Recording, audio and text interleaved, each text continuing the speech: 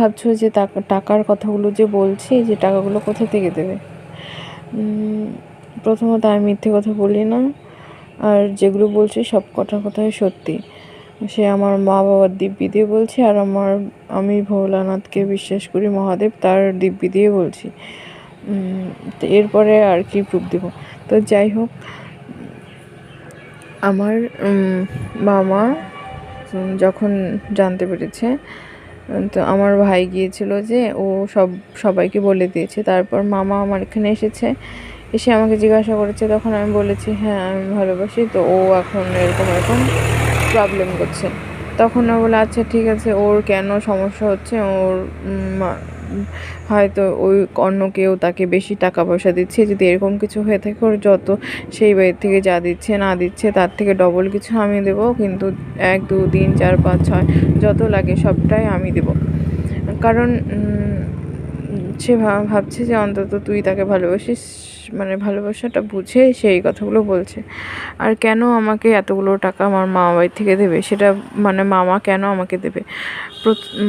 আমার মামা বাড়িতে আমাকে এতটাই ভালোবাসে, ভাগনা অনেকগুলো, কিন্তু প্রথম নাতনি আর নাতির মধ্যে আমি সব থেকে প্রথম। সেট থেকে শুরু করে সমস্ত কিছু চেঞ্জ করে, মানে এরকম এতটা ভালোবাসে। আর ভাবছো যে মামা কী করে এত টাকা কোথা থেকে দেবে।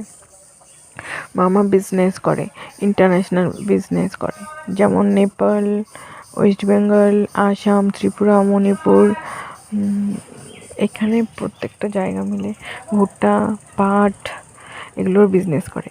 তারপর মামার চা পাতা বাগান আছে, তারপর মামা পলিউশন সেন্টার আছে, তা এত কিছু করে।